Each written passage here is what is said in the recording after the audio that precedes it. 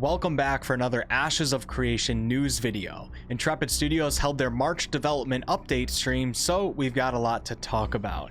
As always, I'll give you guys a studio update, go over the new in-game art, go over the gameplay and talk design, and to end the video, I'll give you a rapid fire of the Q&A that they held. There's actually some really cool stuff to talk about on this one. If you guys end up enjoying this video, please subscribe. There will be much more Ashes of Creation content on the way. Links to my Twitter and my Discord server will be below. Let's get right into it.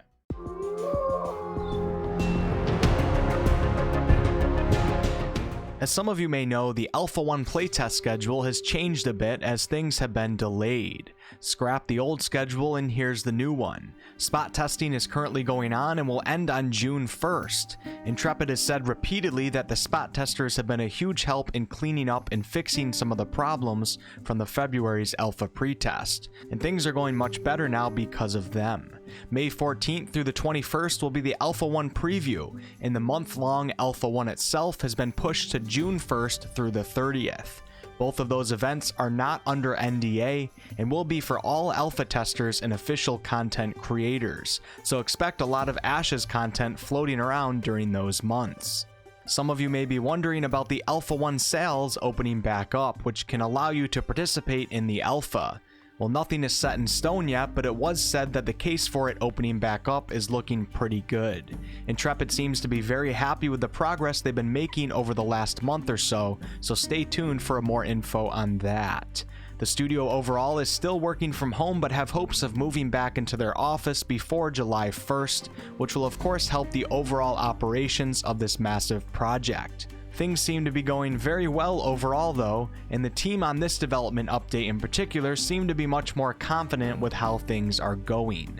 As I mentioned in the previous 3 videos, Intrepid is continuing to hire new employees, and they even said that they may have a job fair, both virtual and physical, sometime in the summer. So if you or someone you know is a damn good game dev and you trust them with an MMO, make sure to let them know about Intrepid Studios and Ashes of Creation. Alright, now let's quickly go over some of the new in-game art and then get into the awesome new gameplay. The images you're seeing right now are of Slayborn architecture, and the Slayborn are these corrupted bird-like people, and this architecture in particular is from the Sutari tribe. We got to see some images and a flyby of a Pirate Dock's POI, point of interest, and this Pirate Dock is a dynamic POI which will evolve as players evolve the node that it is attached to. There's going to be a lot of places like this in Ashes. As players level up, the world levels up with them. Jeff, the lead game designer, also mentioned a Pirate Cove area which will exist in or near some caves, and he seems really excited to show it off, but we didn't get to see it in this stream. We got to see some new armor and costumes, looking pretty detailed as always, and this particular set right here is human Valoon plates for characters levels 10 to 15.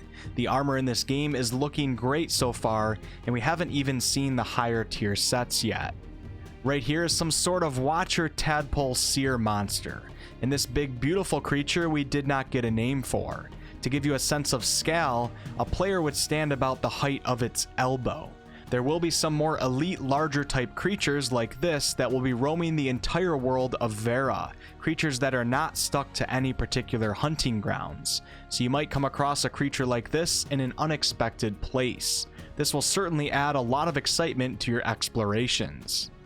And the last thing I want to quickly show you before we get into the gameplay is this first pass at the animation and visuals for a player's death.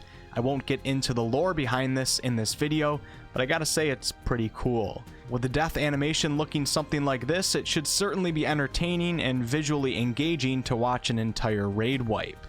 And if you're gonna loot other players' bodies, you will be dipping into their ashes. It is Ashes of Creation after all. Now it's time to talk about the gameplay, and there really is a lot to talk about here. At the start, Steven, Jeff, Margaret, and Toast all gathered in the starting area for the Alpha 1 map. This will be the place, and I think the exact place, where all the Alpha 1 players will spawn into the game for the first time. Right away, you can already see improvements in the game's environmental display, as there's more detail, polish, and just environmental content in general. Steven and Margaret, I believe, are both playing clerics. Jeff is a mage, and Toast is a dwarven tank. All 4 of them hopped onto their fox mounts, and as I've said many times, mounts in this game are very eye-catching, and I think they will become a large focus for many players. As they run around this ruined town a bit, you can really see how this game is starting to blossom. The lighting has been revamped, the foliage is looking better, and obviously there's buildings, tents, wagons, banners, and much more scattered about. Whatever town or city this is, it's obviously in a ruined state, as most of the world of Vera is. It'll be up to us players to evolve nodes to sprout the world back to lots of humanoid activity. Right here we got to witness Steven attack Toast by accident.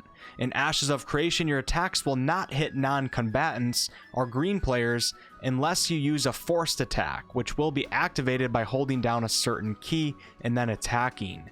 On Steven's key bindings, the force attack key is Alt, which also happens to be his push to talk, so he ended up flagging himself and doing some damage to friendly Toast. If you want an in-depth video explaining the PvP flagging system, I'll put a link to my video on that below. Now in the gameplay, all 4 players have ported to each other away from the Snowy Mountains starting area and out to the tropical jungle biome, which will make up the majority of the Alpha 1 map. It's at this point that we got to really see the effects of corruption on the world of Vera. As civilization grows in Ashes, corruption grows in contest with it. Right here you can see the eerie but beautiful crystalline formations on the trees and the death that brings. You can also see corruption on the ground and even in the air, represented by a red foggy type mist. These evolving corruption areas should offer us players a nice contrast to the vibrant state of many of the biomes in the game. This creature right here is called a Suffering Wanderer, and if you watch closely during this fight, we actually get to see Steven switching from tab targeting to the action combat system. At least that's what it looks like. Once you see his reticle appear, it seems like his tab targeting switches off, and he begins aiming his attacks on the creature. So in Ashes, there will be a mix between both types of combat systems, but a lot of this is subject to testing, and many things may change. I do like the idea of having both styles because tab targeting can be a little less engaging and feel boring to some players, while action combat just doesn't seem to turn out successful in many MMOs, and like tab targeting, some players just don't like it. A mix between the two will be interesting to see how it plays out. At the end of this fight, we also got to see an example of looting with the classic need or greed system. I like seeing things like this because many games these days have adopted systems where everyone gets loot no matter what. And as cool as that may sound, in my opinion it ends up having a larger negative effect on a game as it takes away from some of the social dynamics, and also over time it can just make it less exciting to get things when everyone wins every time. Scarcity creates demand, and demand creates engagement and excitement. That's just my opinion though, it's kind of hard to explain, but I will say that I really like the way that Intrepid Studios thinks. The next enemy that they started attacking is one of the ancients in the game, and I'll get into the lore behind those in a future video. The party ended up running away from this fight though, as the Father of Fear was just too deadly. But if you notice, behind the Father of Fear is an entrance to a dungeon. And while we're on this topic, in Alpha 1 there should be around 6 to 7 dungeons, 1 semi-raid level boss, 1 world raid boss, and a couple world bosses that are party level. A raid boss in this game typically requires around 40 players to take down, while a full party boss will be around 8 players. Don't get too crazy excited though, because Alpha 1 is not supposed to be a content game experience for players, even though there will be a good amount of content. Alpha 1 is more so designed and being used primarily as a testing phase, and if you participate in it, you're a warm body that they're using to test out the technical underside of their game. So just keep in mind that the game is unfinished and there will be many things missing and some incomplete content in general.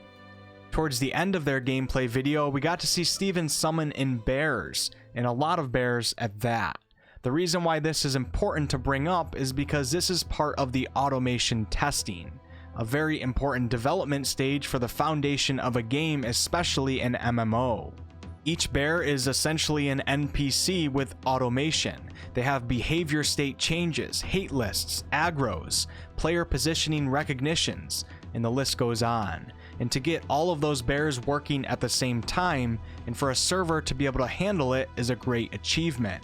In fact, during one of the spot tests, Steven called in 5,000 bears by accident when he meant to call in 500, and the server supposedly actually held up and handled it, and that's also with 100 or so players in the area.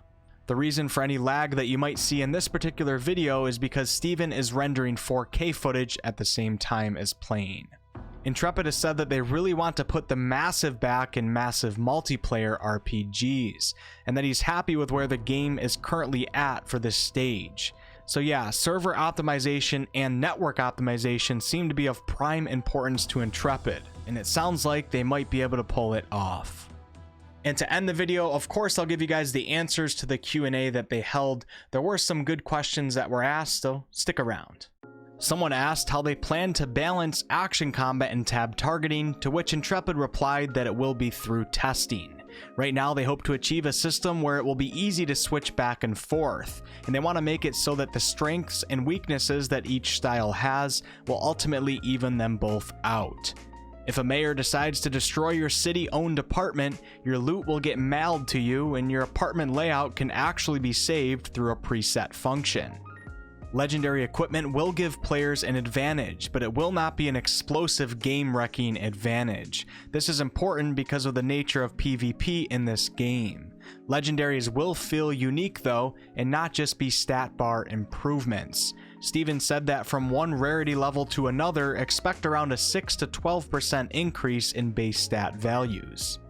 There will be a wide arcing range of animals to tame in the wild, and there will be a progression system that players need to excel in to tame certain exotic creatures. If a node evolves into a new stage, and this is at stage 3 and beyond I believe, it will get a 21-day protection phase from sieges. If a node advances into its next stage within the 21 days, this protection period should start again from the new stage, but the likelihood of this even happening is slim. This protection period is important to allow for a node to develop its current stage's governance and other foundational aspects before the node can be attacked. In Ashes, there will be gear specifically designed for artisans that may provide benefits such as an increase to crafting and gathering abilities. If you die from NPC mobs or fall to your death, yes, your body can be looted by other players. Just keep in mind that when you die, unless you're corrupt, you won't drop completed gear. You'll only lose a certain amount of gatherables. There will be directional based abilities and bonuses in this game for some attacks, such as backstabbing with rogues or frontal attacks with tanks. If a node remains at a certain stage for prolonged periods of time, not all of the quests will stay static. As neighboring nodes advance, this will change destinations for quests, may spawn new quest books, points of interest will become more populated, which adds content, and there may even be seasonal components to certain quests. You will not be able to upgrade your gear in terms of finding a level 20 sword and turning it into a level 30 sword. There will, however, likely be ways to apply the appearance of certain weapons to other weapons. If you become the champion of the arena in a military node, this is the final stage to becoming mayor of this type of node. You will not be able to designate another player, only you may now take this role. The service-oriented quests for the nodes in general to gain positions of power will mostly be individual type tasks.